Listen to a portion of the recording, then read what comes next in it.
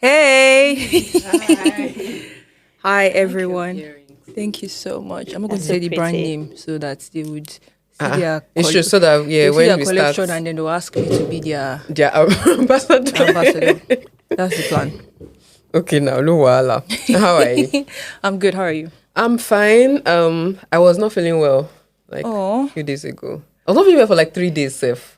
That was the It was not. is It it the was not flu that's nice. going round? Yeah, of course. There's always a flu going. There's always a flu going. Yeah, it's the flu. And I didn't go to the hospital because I know that it's most likely the same thing that I will be told. Oh, it's the flu going around. Use XYZ thing. Actually, Oh. they'll first ask you if it's flu symptoms. They'll tell you to stay at home. Yes, you because said it's that too. Exactly. It's not a So every time my mom was saying, "Have you gone to the hospital?" I'm like, I don't have to go to the hospital. Yeah. But I'm fine now, as you can see. That's good to yeah Yeah. yeah. That's good to know. How are you too? Thank you for asking. I'm fine. Well, that is. I what I was saying in the last episode that 10 has been happening. So I Yeah. had a very annoying trip to A&E recently. First of all, women are going through a lot. Let's start there. God, I beg. And if you are on my WhatsApp status, you know that I was complaining about IUD and contraceptive. Look at me. I'm talking about contraceptive. Big girl. So Yes, now. So I talk about it a lot. And then the current one I have, the one I have is the copper coil. Apart, that one is painful, but then if you already have like heavy bleeding or period pains, it's going to be even more. And I opted for that one because I didn't want any more hormones or something because I have hormonal imbalance. My dear, gosh, I would just randomly have pain. Like, so the way I would describe it, there's the usual cramps that you have with your legs, your back, and all of that. But this one, the pain started going into my hips, like the bones. So I've been experiencing that for like 6 months, and then there was a tolerance I built towards it that I was always in pain. I was never not in pain. Now I don't even know what not being in pain feels like. Wow. But then it now go to a level where I was just like, okay, I may be dying right now, but let me go to the hospital and find out. So I went to work. It was a weekend that I was on duty. So we took the kids on a trip. We came out of South Kensington. We were going to the National History Museum. As I was walking, I was just like... So I got back. But then I thought about it because there were just two of us on duty that evening. And I was like, if I leave, this person would be on their own. Obviously, there will be stuff to cover. But Yeah. I was just thinking in that perspective. In that line. And then I just found myself holding on. The next day, we were going to be 3 on duty. So if one person is off, they will not really feel it like that. So I just called my line manager. I was like, I'm sorry, I'm heading to A&E. First of all, let me just say, I've been to A&E a couple of times. I've taken kids and all. The day A&E experience is a lot better Than the night one. than the night one. Because maybe night shift people are just angry that they are not sleeping. No, or they're something. tired. But yeah, so there was a whole lot of experience. I don't want to go into that and all, but I'm fine now. Oh, that's good. I'm fine. Sounds like a very, very interesting week. We have a guest, Yes. and our guest is Ayomide. Hi. It's so good to be here. Hi, it's so nice to have you here. Thank you. So, how was your own week too? How has your week been? Stressful? I can imagine. Why? Do tell. You say now why did I? Because I work with children. Oh, I thought, you didn't have any medical emergencies like us, and with any. I think right now I'm just trying to deal with the cold. and the flu. Right? Yeah, that's true. Yeah. I have something to say about Ayomide. So one of the reasons why I liked you was not just because we work in education. You're the only person in church that would not be like, I've not seen you in like 2 weeks. Because when we spoke for the first time, and I just said I work in the boarding school, you just understood immediately. Yeah. And maybe it's the whole thing of because you work in education, you understand the demands and Yeah. being on duty. So I actually appreciated that I was not getting every Sunday. You are here. Yeah, oh. Wow, you graced us That's with your shock. presence. Oh, that's nice. So thank you for that. But yeah, You're just wanted to welcome. say You're that. welcome. You're welcome. I mean, I understand. Why is the same So field? it is well. Yeah. We're talking about health. our topic today is relating to health. Coincidentally, it's about Black women and strong Black women. Black women feel. I'm not sure which one we'll choose. Black women are strong. Black women feel no pain. Strong Black women. All of those things. But and it sounds like a very deep topic. But because we are also not that serious, so we try to balance, serious and not serious. We try. We try. But because I'm here, I'm the mood killer. So I go into deep things. So I'd like to start with healthcare in Nigeria / versus here, right? Because growing up, I know that there are things that we have in the house that we see as the ultimate to everything. Anything that is wrong with you like this, you just know this is the same one first thing that your mother will give you to go and drink. Is it that maybe there's agbo or for flu is aboniki or stomach pain, flagyl, yes. or Buscopan. You've eaten too much Andrew liver salt. Before they take you to the hospital, something must have body's hot. Malaria. Exactly, malaria. I've got what's that very common malaria? Amatem. All those things they'll just we even had a first aid box in the house. It's not first aid. It's not first aid. It is malaria drugs. Because if you want to go into the first aid box, it's not. All of those things. Medicine box. Fun fact: when I was coming to the UK, I bought like loads of flagyl. Aboniki. Yes, aboniki. Yes, Rob.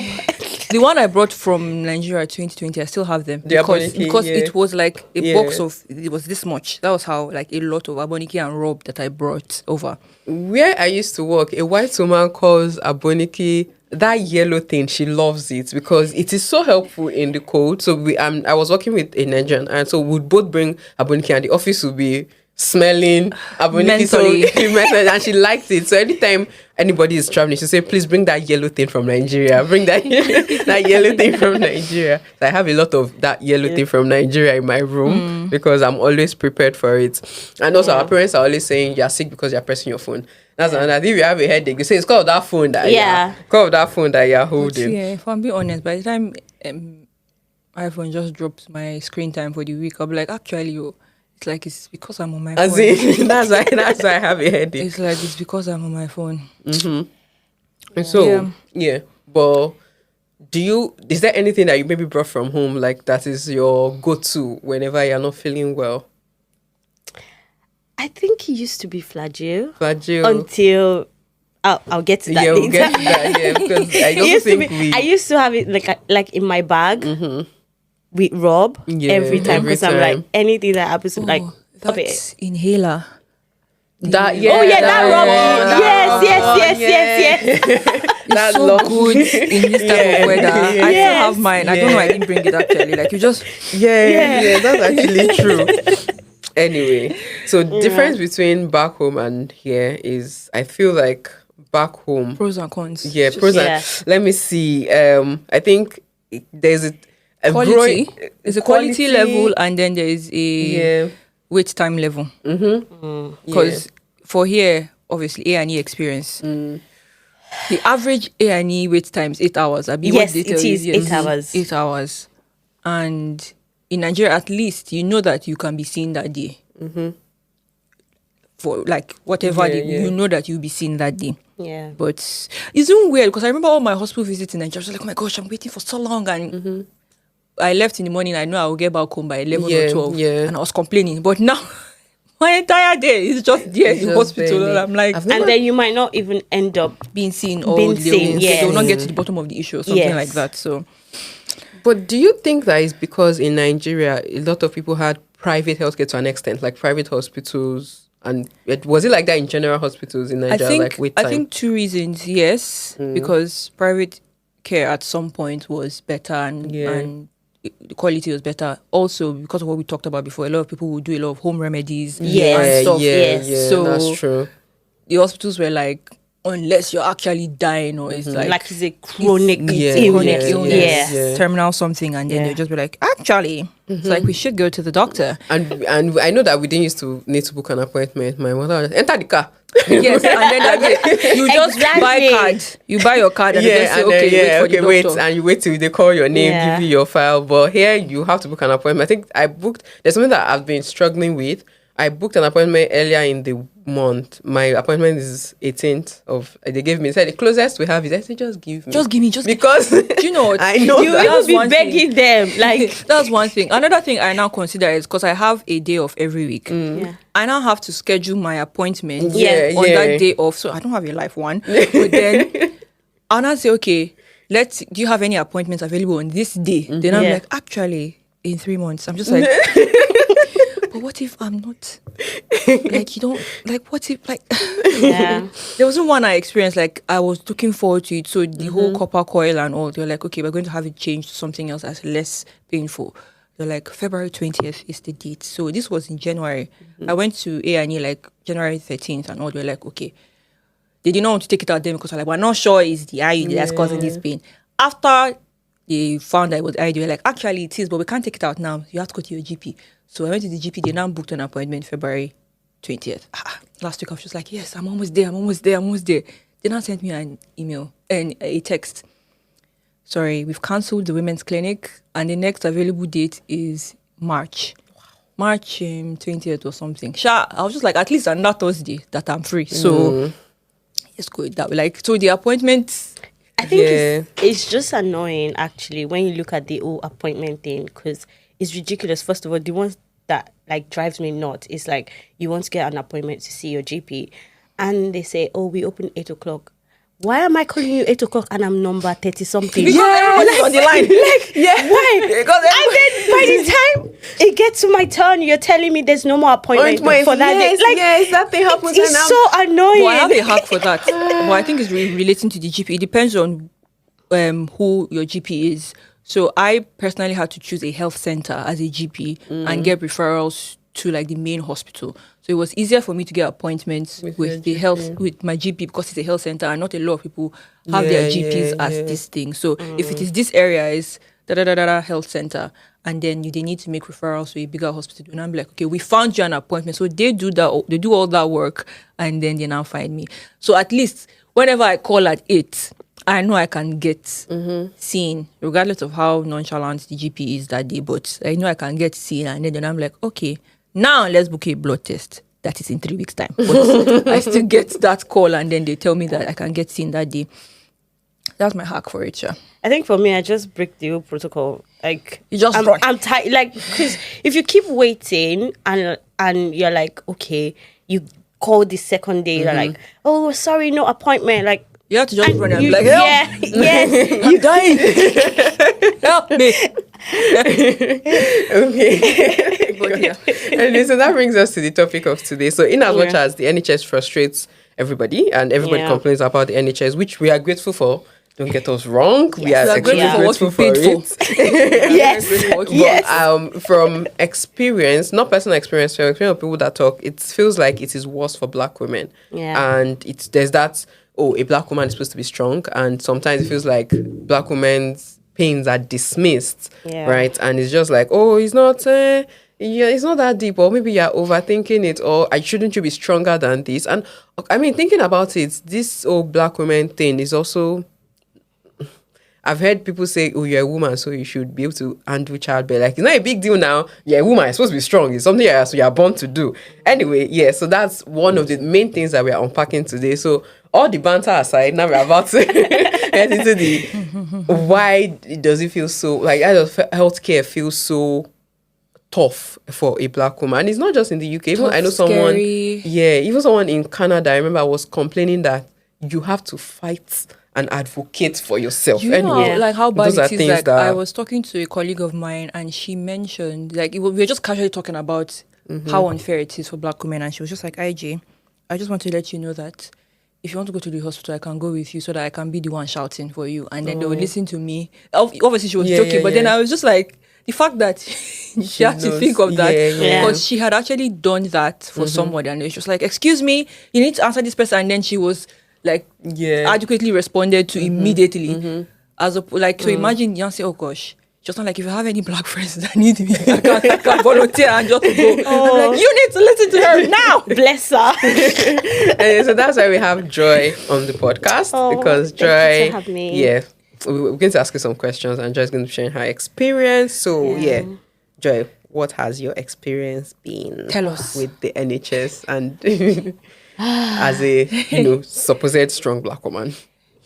First of all, let me say that I'm grateful I'm alive today. 'Cause left to NHS, they will have killed me. Hey. My experience has been like a tough one and a difficult journey. And I think, let me just start by saying that looking back, one thing that I took from that is that the gift of sound health is one that should never be taken for granted. Because looking back, when I was in Nigeria, I don't think I used to visit hospital like this, or the old drama of like I need to see a doctor, or like Drawing your blood every 5 seconds. yes. But when it all started, and first of all, as a black person, when something is wrong in your body, right? And then I tried to get an appointment and they were dragging. And it got to a point that, like an emergency state kind of, and I had to go to the A&E. First of all, we spent 8 hours. 8 hours. And I can't believe it. 8 hours with a lot of people there. And you see so many people in pain. You just have to like scream for yourself. Ask for help. And I remember being seen, and then I was just given IV antibiotics, drip, and then I was sent back home. And I was told, if you feel any other pain, go to your GP. Don't come back to the hospital, which I find very weird, And So they said, don't come back to the hospital. don't come to the hospital. Go to the GP. And I was even told, I should have gone to the GP first. I'm like, well, it takes forever to get GP to give me an appointment to start with.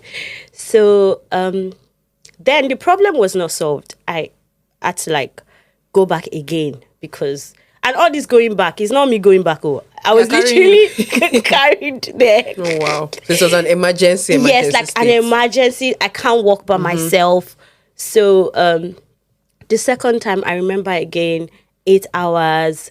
And this time around, I was very adamant. I'm like, I want to see a doctor.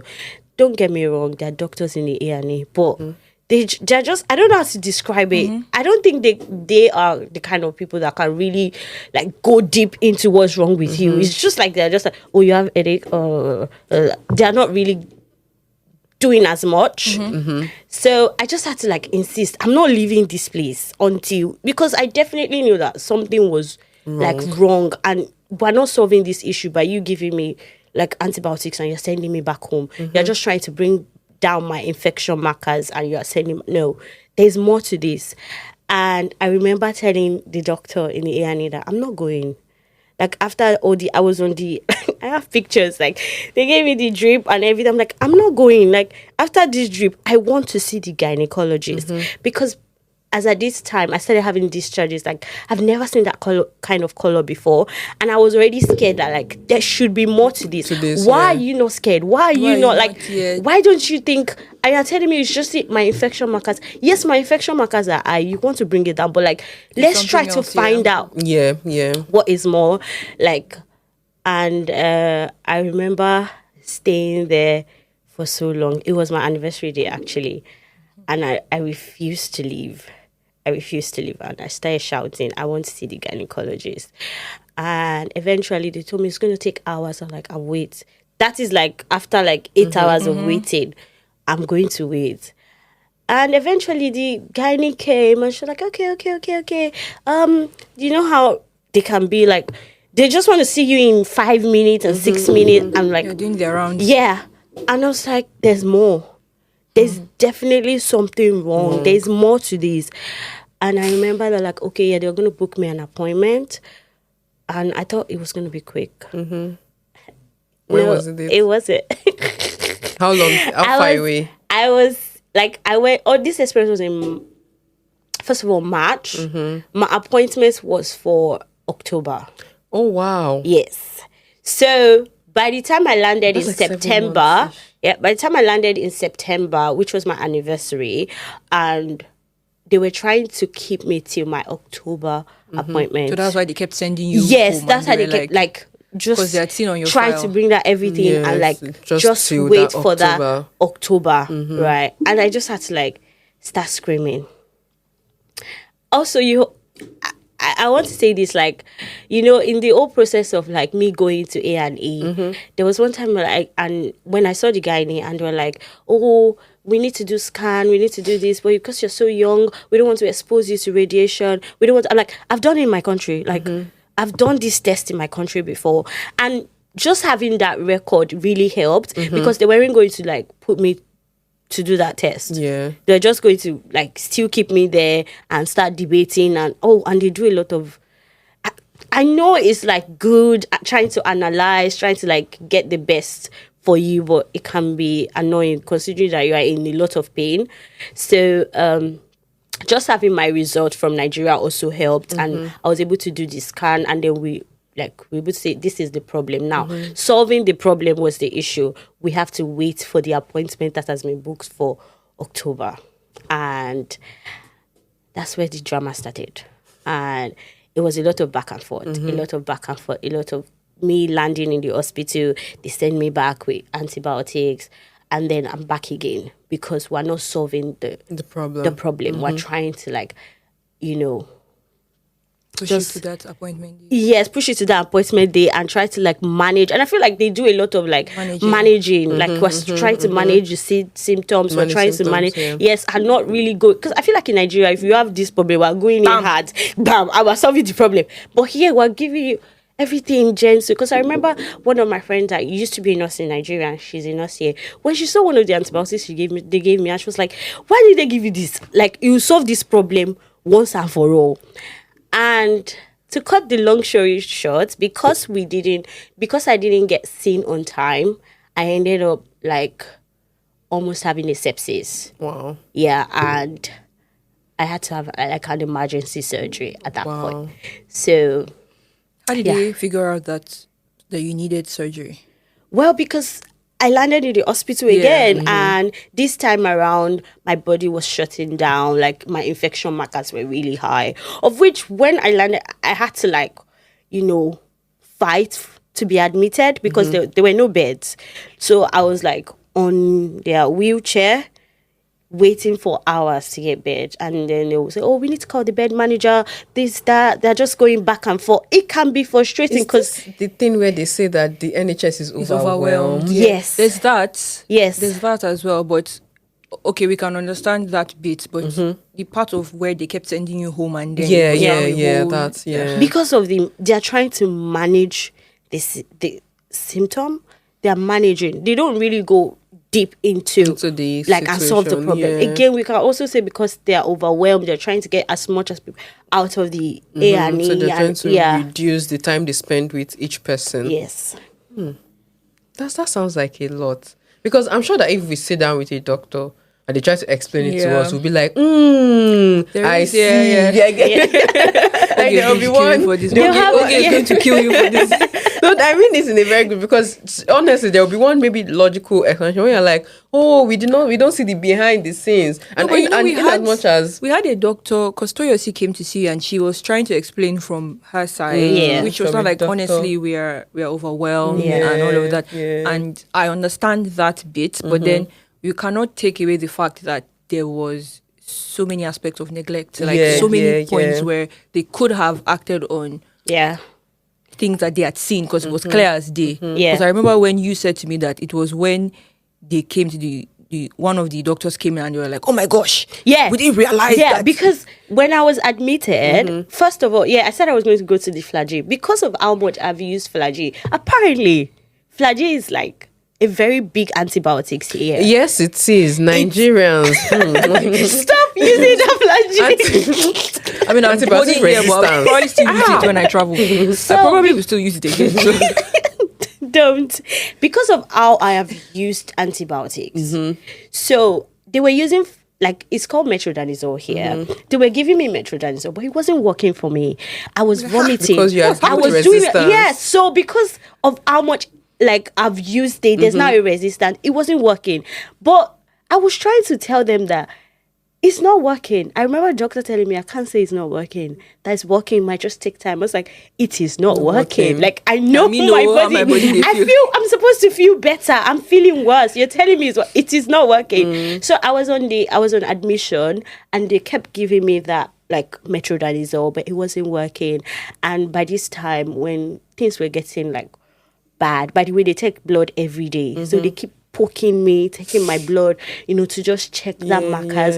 It's not going down. Like, so they now had to start, we need to talk to the people in the lab. We need to have these. What can we use for you? Blah, blah, blah, blah.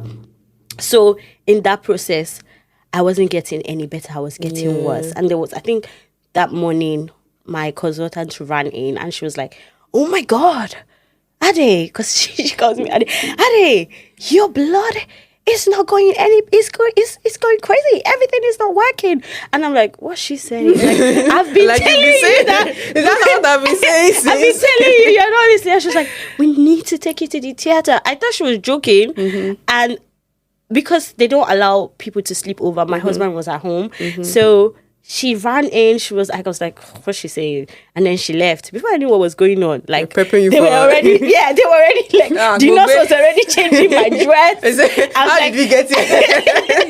I had to call my husband. I was like, babe, they say there was 1 year now. Honestly, he rode the bicycle to the hospital. Like, it was crazy.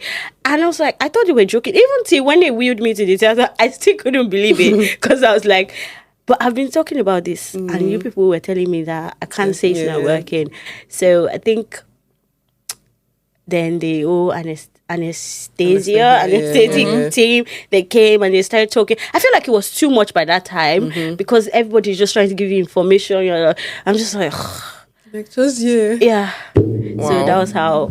Wow, I'm so glad you're alive because honestly, I am. yes, it does. And I was going to say something. It's very sweet when you're watching medical shows because, like, the resident, the good doctor, when this thing you have to say, CBC, in real life. Oh my gosh, medical shows are so exaggerated because you see the way the doctors focus on medical One patients. person. You see Yeah. that the problem that they can't figure it out. They're just like, and they're just like, we need to figure That's it. it. I'm like, but here it's not. because they'll spend sleepless nights thinking about one case, and you're like, so. oh my gosh. And they're so obsessed with it, and then when they figure, they're like, oh my god. No, it's not. It's not. it's not fast paced like that. They probably have like 10 patients they have to go and see. Oh wow. Oh man, thank God because it could have just gone. Yeah, I'm really different grateful. way. Honestly, I'm really grateful because, I mean, I escaped sepsis twice. So it's Was a there lot. any situation where it was like they could see you were in pain, but they were not giving you, or somebody just say to you, oh, she'll be able to handle this pain, or this not, you're saying on a scale of 1 to 10, what's this pain level like? And then if you say what number, they're like, nah, it should not be that level. Yeah. It should be Actually, like- that's what they ask you on a scale of 1 to 10. Like, what's your pain level? And I remember, I think it was one of the time we were in A&E, and I was like 10. And this person said to me, the nurse, she was like, if it's 10, you'll be crawling on the floor. Yeah. And I was like, So it's it until I is die. 10. no, I'm a black woman, that's what I'm standing. So it's until I die. And I was like, it is 10. I was really screaming and shouting, like, it is 10. I'm in pain. It's like, and she was like, if it's 10, you're gonna be. I'm like, I don't have to be crawling on the floor. Yeah, for me. And it's also because a lot of people, like, there's that side of you have to act drama for you to be seen. So you see people dramatizing, and then they are like, so they just naturally say, oh, if I was upset because I was like, what do you mean if it's What time really was 10? this? Around what time was this? I just want to check something. I think it should be last year. No, I mean like time of the day. It's night though. Okay, so night shift. So night shift, yeah. It's night though. It's middle of the night. Even like, see, okay, so I want to talk about a different experience, but so part of my job description as a house assistant in a boarding school is to be medical cover. So if a student is ill, I'd have to take them for their medical appointment because it's a boarding school, their parents live far away, so I have to take them to their medical appointments. Other times it's A&E trips, and I've had a couple of A&E trips, and I'm a black woman, and most of them are white children. Yeah. So I'm supposed to be with my medical, my ID, work ID all the time and stuff, but I've seen a couple of my colleagues with similar job roles not have that, but I don't have that luxury to No, you not cannot. have that, to not have my ID. So I have my ID with me all the time.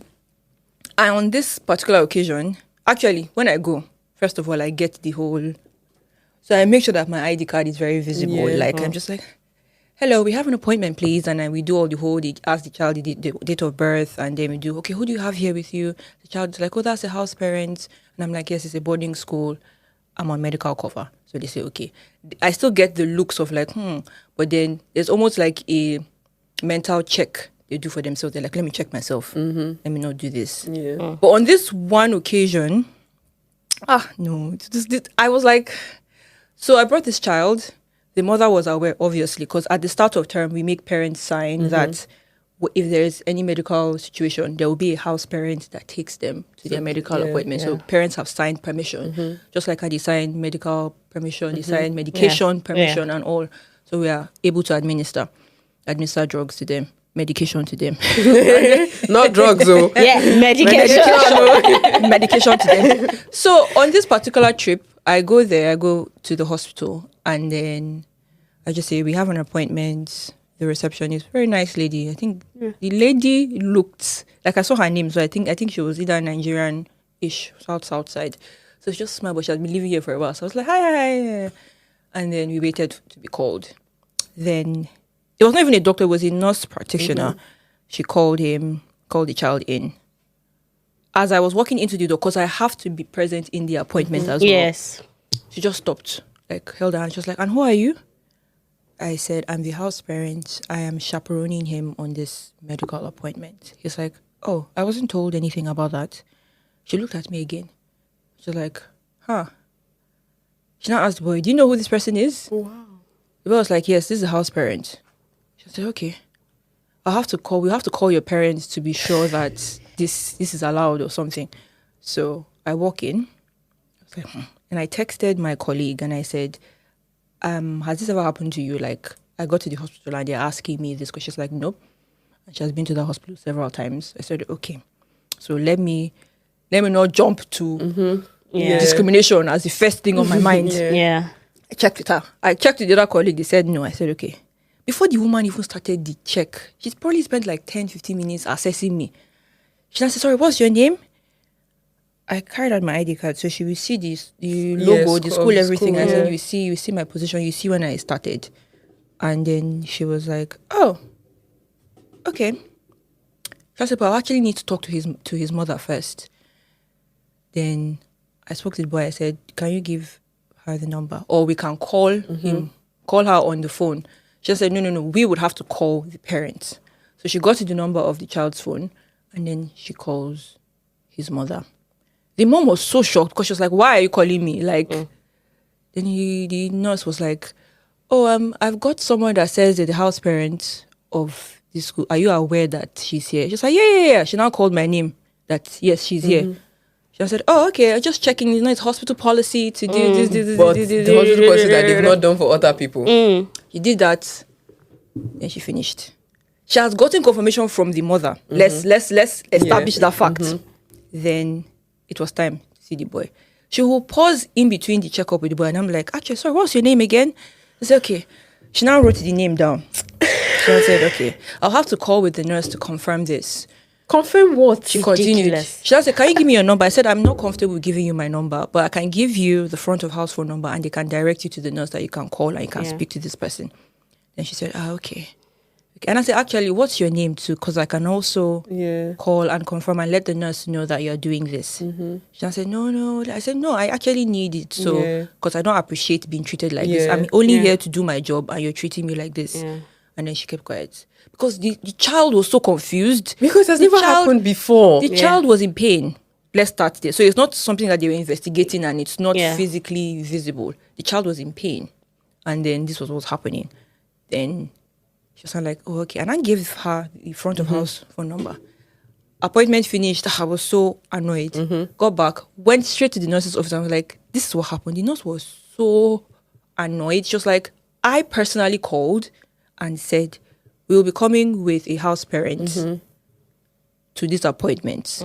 So why was she behaving that way? That she was not supposed to do that. She was not supposed to do that. So like, you've done all the right things. So like, the discrimination from one end to another end, and I'm just like, and like you said about knowing their names, because I remember when all of this drama, And one of the things that used to piss me off, especially, I remember one time when I was in the wheelchair and I was just sitting and they're like, oh, I was vomiting. They just give me a bowl.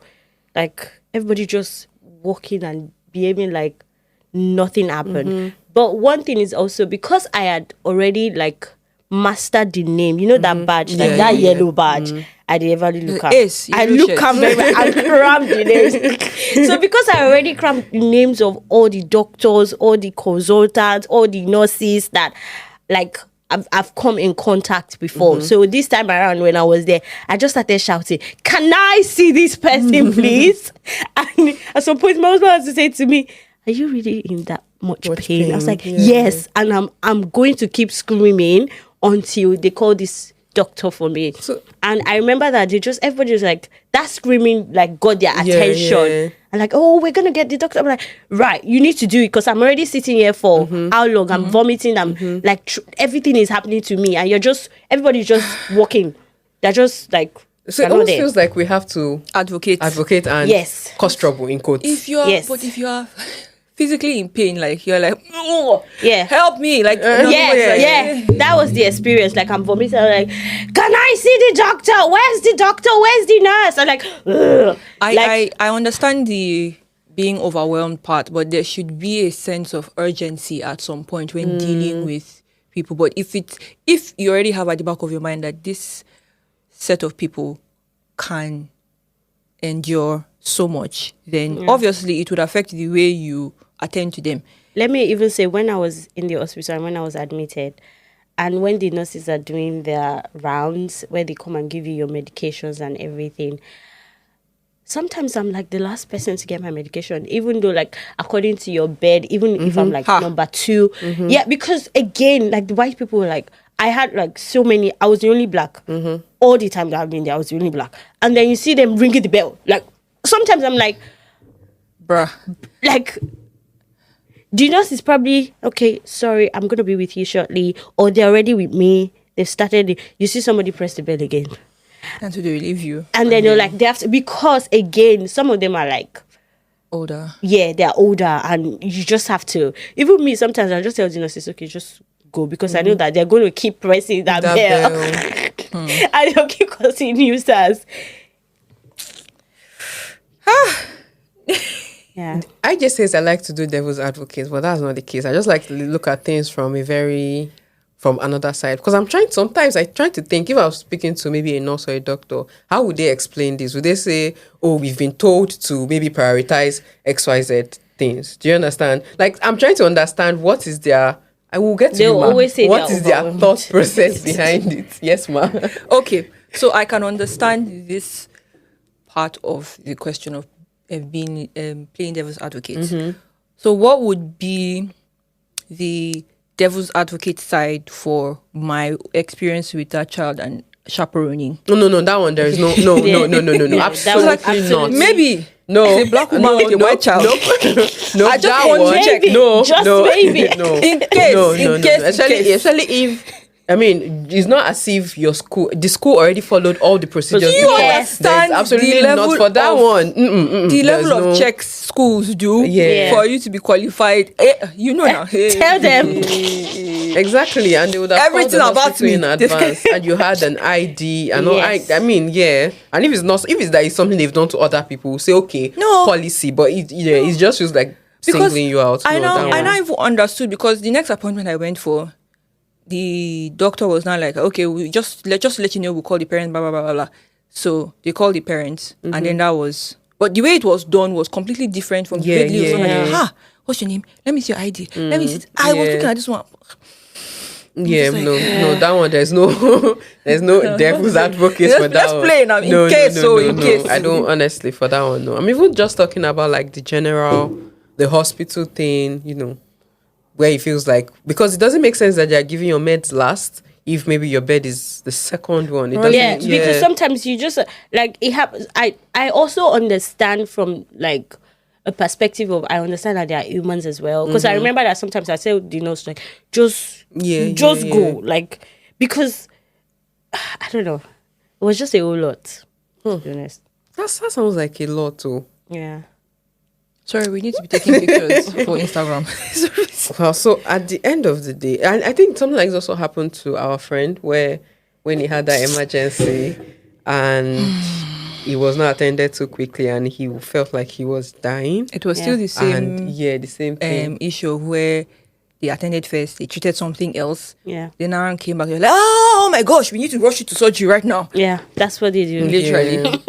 So it's really sad. So it almost feels like we have to advocate for ourselves. Yes, you have to So listen. and I think it's like we have. I think we need to have a doctor on this podcast. Just so that, let's hear their side. Exactly.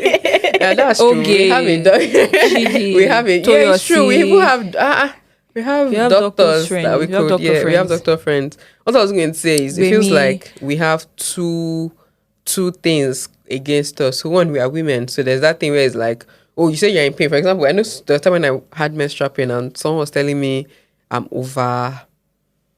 taking it, that thing gets I'm me over hyping triggered. it that, oh, it's not that deep because she doesn't have menstrual. I'm like, how does that one affect? It is deep. How does that one affect me? How does that affect? So I watched the show and Yeah. this lady, it was just like this feel good show, and then they asked a question and they're like, is it okay to cancel a date if you're on your period? And the responses were like, of course, and all of that. And this lady, I don't know whether she was trying to feel like, I'm advocating for the men. She now said, on Twitter, they call them pick me. Yeah, pick me ladies. And then she was just like, come on, you've had your period for over 30 years. You should be used to it by now. No. Slap your face. By the way, this lady has come online to talk about how she rarely gets her period. Like, by the time she discovers that she's on her period, it's already done. So she rarely has pads in her house, has that whole emergency kit and all. I'm like, of course you will say that. Exactly. Of course, you're one of God's favorites. You're the one that- Exactly. Do you understand? You should be waking up every day and say, God, I thank you. There was a time You have no idea what it feels like. I had cramps. I could not walk. Yes. Yes. Like my mom had Yes. to be carrying my legs. Yes. Like if anyway, like what I wanted to say was, so it's like as women you are expected to be strong, or it's like you are exaggerating your pain. Yeah. Then as a black woman, you are now facing a level of discrimination, a level of XYZ thing. So you are fighting as I'm a woman and I'm black. Yeah. Help On me. top of all that, Exactly. on top of all that, there's now 15 years you're thinking about. So imagine. So imagine. Oh God. Yeah. Yeah, so it's just like there's just so much that you have to fight against, so to say. It sounds like a lot. You're fighting on all fronts, honestly. I'm honestly so glad that you're here to tell this story, because it's easy to say this story and it just sounds like a story, but you are the one that knows how long and how it felt. Yeah. I think amongst everything, advocating for yourself is a skill to learn. Just it is learning. So it's not just like, oh, I need to speak, or like learning how to fight on every front. It's something that Yeah. Black women need to learn how to do, because if you're quiet, it might cost you your life, actually. Exactly. Especially when it comes to your health. Yeah, women's health. Yeah. There was this lady that they talked about on BBC that she went several times, I think over 12 times or so. By the time they finally said, oh, something was stage 4 ovarian cancer, ovarian, that's so sad. this thing, and then she died. So it was, she went to the GP a lot of times, and they're like, And I also feel like sometimes pains get dismissed. So I know that sometimes doctors have said that people come to the hospital for trivial things. I know that they say that happens. Yes. But also sometimes I feel like if I'm coming to say, for example, I don't even want to say this, I've been having some sort of pain for a while now. I've not gone to the hospital because last time I was at the hospital, they told me I needed to change my shoes, that was the problem. Yes, it got better, but the pain is there. Okay, so it just feels like it's dismissed, like, it's okay. Maybe just paracetamol. But I think there's something wrong. I think there's something paracetamol deeper. just masks the pain, and then it's just exactly. if And there's something wrong, it just it doesn't go away. I'm just not feeling the pain anymore. I just feel like sometimes pain gets dismissed where it feels like it's trivial, and I don't know where the balance is, because also doctors might come and say, do you know how much resources we'll spend investigating everybody? bullshit. Gosh, sorry, that just came out of nowhere. So, and then it's like, but my pain is valid. You know, your pain is valid. Your pain is valid. We're forced to now think about, like, for instance, now if I need to have something investigated, I'm just like, you know what, I'll just go to Nigeria where I know that I'll Yeah. just pay for a I'll private pay service. for Yeah. I'll pay And for a people private do that. And service, people do yeah. that because they're just like, you know what, I need to do a full body check, but I need to focus on this particular area. I'll go to Yeah. Nigeria, find a private Yeah, not gonna lie, service there's or so many something like- things that I'm planning to do when I go to Nigeria. Like I already have checked. I know. Then tap Like, check. because private here It's a lot of money. we need that second It stream of is. income. Yeah, You need yeah, and but I mean, also it is a privilege because private in Nigeria too. I think it's affordable because we are earning in pounds. We're earning in Yeah. pounds. You know, See, so this is that 10K conversation. Yeah, You're so sending it's 10K. You're sending 10K, but you have money for. Okay, to be fair, healthcare is good. It's exactly. important. But yeah, I think I would like if I once I can afford it, I think I would like to do private We do healthcare. private Yeah. healthcare. Yeah, but anyway, yeah, we're it coming, just makes everything Yeah, easier, honestly. we're coming to the end of our. We're I coming feel to like the end of the podcast. my chest is still paining me from the things I'm thinking about, but it's a bit lighter. So, do you have any final words for us, Ayo?